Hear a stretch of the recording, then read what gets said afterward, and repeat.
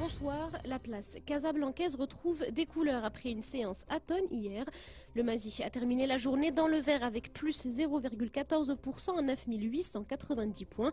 Dans son sillage, le FTSE 15 gagne plus d'un demi-point au-dessus des 10 200 points. Une performance similaire pour le FTSE des valeurs les plus liquides qui a clôturé la journée juste au-dessus des 8300 points. Ce mardi, 7 secteurs ont été teintés de rouge, à commencer par celui des services aux collectivités en retrait d'environ 4,5%. À noter en revanche la bonne performance de Lafarge Ciment qui s'apprécie de 4,2% sur un marché qui a drainé aujourd'hui moins de 21 millions de dirhams, dont 6,7 millions à l'actif de Maroc Télécom.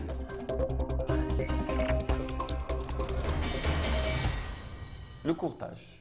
Le courtage est une rémunération définie dans un contrat unissant d'un côté une société de bourse et de l'autre son client. Cette rémunération reprend tous les éléments de commission que la société de bourse perçoit pour réaliser des opérations d'achat ou de vente. Le terme global de courtage a repris le pas sur le terme spécifique et donc on entend aujourd'hui par courtage toutes les opérations de vente et d'achat sur une bourse déterminée par une société de bourse en faveur des clients. Le terme spécifique a pris le pas sur un terme générique qui est le courtage et qui peut ne pas concerner que la bourse, il peut concerner l'assurance, le vente de matières premières, etc. etc. L'ONE n'a pas chômé l'an dernier.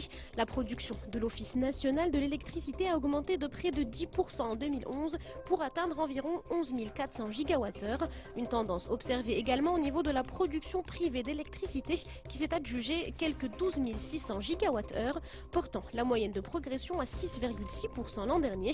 Dans le même temps, les importations d'électricité ont connu une hausse de près de 17% par rapport à l'année 2010.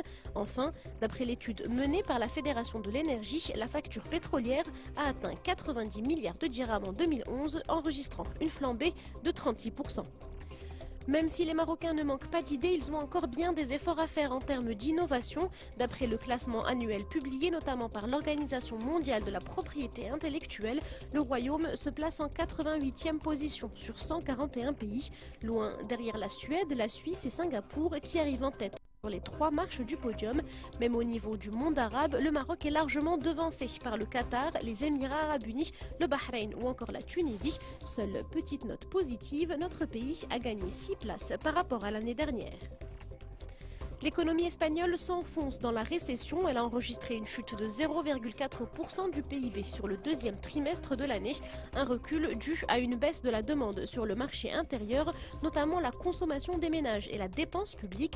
D'après l'Institut national de la statistique, Madrid restera plongé dans la récession durant toute l'année 2012 avec une baisse de 1,7% PIB, une conjoncture qui pousse bien des investisseurs espagnols à explorer des marchés à l'extérieur de leur pays, à l'image de ces hommes d'affaires qui seront en prospection en octobre prochain au Maroc.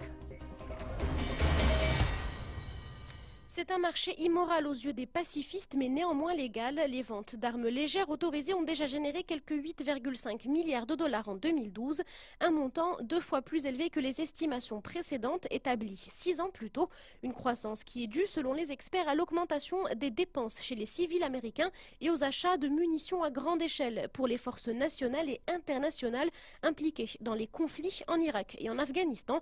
Un secteur particulièrement porteur en temps de crise qui revendique officiellement près de 875 millions d'unités en circulation dans le monde.